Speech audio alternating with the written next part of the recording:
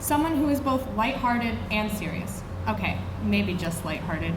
He is a role model in the classroom, but is never intimidating to talk to. One of the challenges I watched Isaiah face this year was his struggle to choose between playing basketball and performing in High School Musical. Then, after he chose to perform in the musical, he played the role of someone who struggled to choose between basketball and performing in the musical. Isaiah's welcoming and infectious smile was always something that helped me wake up in the morning during those dreaded first period Spanish classes. I always loved his and Jania's playful banter that, at times, had Amelia and me wondering if they actually hated each other. Don't worry, they don't. Isaiah's diligence in the classroom, combined with the joy he brings to Moses Brown every day, is the reason why he is speaking today on behalf of our class.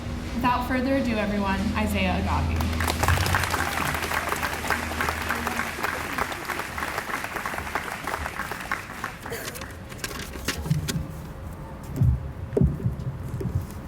Good morning, parents, friends, faculty, staff, and students, and welcome to the middle school closing exercises ceremony. It's over, finally. This whole middle school journey has come to an end for our 8th grade class. First off, I really want to thank everyone who's been there for me and everyone who's helped me through middle school. My amazing family, all of my friends, all my teachers and other faculty, and really the entire MB community. I also want to give a quick shout out to my advisors through middle school. Sarah, who laughed at my energy and craziness, Sunir So, who never let a day pass without making anyone laugh, and John. Even though he made us sweat through every assessment, he knew what we were capable of, even when we didn't yet know ourselves. These advisors hold a special place in my heart, but it's really the whole faculty who make middle school so special. I'll miss Patricia and her very organized work plans for us, Sam's classroom that she'd redecorate every month, Tony's catchphrases, think, don't speak, and pukas instead of holes, Matt and Graham's guitars, Yuli saying cool beans and lols every class, Maureen's crazy energy, even on a Monday morning when no one wanted to be at school, Dan's calm but terrifying voice when he called you out for talking in class, Mr. Moore's famous line, I don't want to interrupt your little conversation while you're talking during class, Katie G's crazy stories about her daughter Hattie and how somehow cookies saved her sister's life, Amelia's death stare when she wanted everyone in the class to be quiet, and Dominique's listening ear whenever we needed to complain about something we didn't like in school, including school. I'll miss Mike and the special way his room always smelled after a project, Anne Creevy and how anytime she mentioned noodle tools, she'd hear, ugh. Thanks, Anne, for trying. I'll miss Dave and how he had to explain directions about 20 times when it came to using tech apps, Jared and how when he was near, we were so kindly reminded of how to act during the day, Steve Kidd and his yells during drama class that would make everyone jump out their seats, Mr. T and his stash of little Debbie treats that my mom would never let me buy at the store, and Hillary and her occasional cookies or chocolates in the closet after rehearsals. I'll miss Randy and how he always helped with every process of making something in wood shop. I'll miss Katie D and how she wouldn't say what we were doing in PE unless you said good morning or hi, and Skills and his passion for birds and making corny jokes during PE.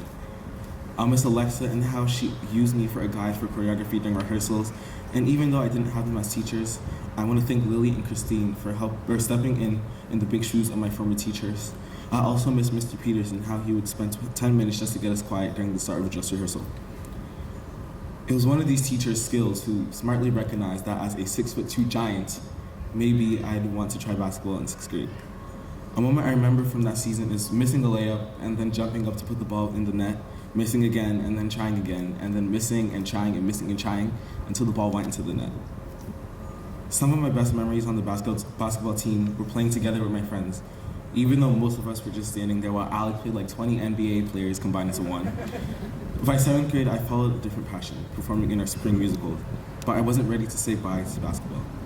Before rehearsal started, I made myself the unofficial assistant coach of our boys basketball team. You could say I was there for mental support until I was told to take a hike by the actual coach. I learned from basketball that it's not only about playing the game and winning, but also creating relationships with teammates and coach, and not only within sports, but in any activity. Whether it's sports or math clubs or theater, there was always support for whatever I chose to do. Middle school has been the time in my life where I really took a big step out of my comfort zone. I found that I had a passion for the arts, including theater and playing violin. Like I mentioned before in 7th grade, I decided to change things up a little.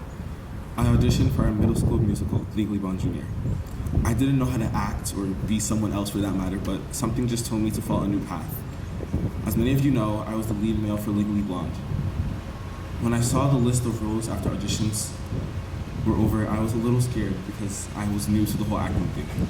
But that fear quickly changed with all my theater friends being so supportive of me. It was fun dancing and singing together to put on a show for our parents and friends. I was also able to make a whole bunch of memories when I participated in musicals, like having the mic on and saying something embarrassing that was played on the speakers, or feeling down when you watch the set crew take down the set after the last show. It was also fun to work with Mr. Peters and Alessa, who would tell us how to act as another character, or where we were supposed to be on the stage. As a violinist, Hillary always took the time to make sure everything was okay when I played. In 6th grade, when I was new to the instrument, she supported me with lessons during study halls when I asked her to help me with the piece I was stuck on. I always remember how the whole orchestra, especially me, would yell at Merle for playing too fast during rehearsal. Being involved in basketball and the performing arts has really helped me gain confidence in myself to do anything at the school, including speaking in front of all of you this morning. I've had so many opportunities to do so much in middle school. I've acted, sang, danced, played an instrument, played 2 sports, led a meeting for worship, and so much more. And with this, I hope to bring it along with me to do even more in high school. To all my supporters, my teachers, thank you. To my family, mom, dad, my brother, grandma, aunts, uncles, and cousins, I love all of you and thank you for raising me to be who I am today. And finally, to all my classmates, we made it. Through all 3 years of tests, quizzes, essays, and Herculeses, we made it. Now it's off to staying even later than before and working our butts off in high school. I'm excited for our new journey and what the future will hold. Thank you.